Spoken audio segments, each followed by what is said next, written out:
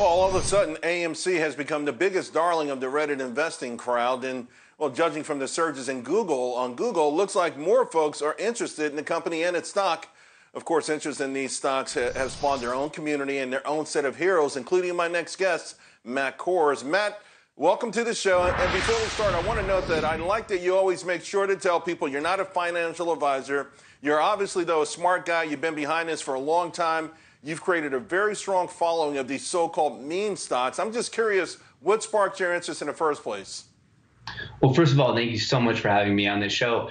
My interest, I've been trading now for about the better part of a decade, and I've just never seen this much of a community behind such like it's just resonating with a lot. So it feels like it's just something a little bit more special than just something playing out in the stock market. I just love the community that has really come from this movement.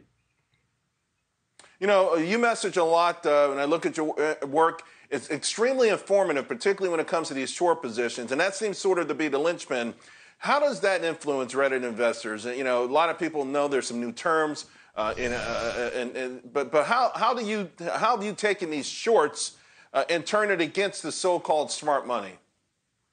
Yeah, so that's exactly right there. That's who we're perceiving in this particular trade to be, I guess, our quote-unquote enemy. We want to know the shorts. We want to know the size of the shorts, because at the end of the day, that's what we're looking for, is to prompt a short squeeze. And without getting too far into the technicals, like the short squeeze, the gamma squeeze, FOMO buying, it's just all three of those are major forms of buying power that could all be prompted in the current situation that we're seeing. And at the end of the day, it's all different buying, which could really push the stock sky high. Yeah, you guys have flipped the script big time. You know, it's interesting. Early in the year, Wall Street went crazy. The financial media hated you. And when these stocks started to settle down, it felt like they thought they were dancing on your graves. And now, more recently, when they talk about this, you always hear the term smart money. The insinuation is that anyone who's buying these stocks right now is the dumb money. How does that make you feel? Well, I mean, I guess at the end of the day, even if that's our moniker of sorts, if we're being referred to as dumb money, I mean, at the end of the day, at least we're making money. So in this particular scenario, I'm proud to wear that badge, because at the end of the day, my portfolio is higher. Well, you've been trading for a decade, so you understand traditional valuation metrics, and certainly using them, all of these stocks should be oversold. So how do you justify, you know, there's a diamond hand approach to this, holding them long term? What are you using to say, okay, this is justified holding these names for 1, 2, 3, 4, 5 years, because you can't do it using traditional valuation metrics?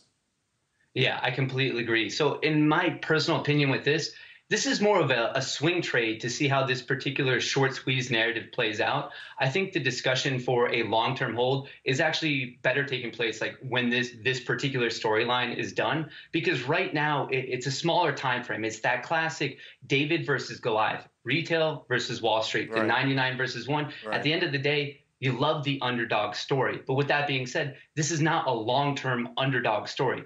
We're doing the fight right now for that swing trade. It's just the dumb money versus the smart money. I'm going to throw both of those in quotes. But to me, this is a swing trade just to see how far we can really, really push this narrative. And for me, I do like AMC long-term, but I would consider that an investment once this particular storyline is complete. I got you. You know, I want you to know one of the reasons that I love the Apes is when I took the test to become a stockbroker, I crushed it. I had no formal classes. I had no help. I was told I was going to fail. So I was walking away from the testing site, and there was a line from a Stevie Wonder song called Overjoyed, and it played over and over again in my head. Here's a line I want to share with you, Matt. And though the odds seem improbable, what do they know? Good luck, Matt. Appreciate you coming on the show. We'll touch base again real soon. Thank you so much. All right, folks.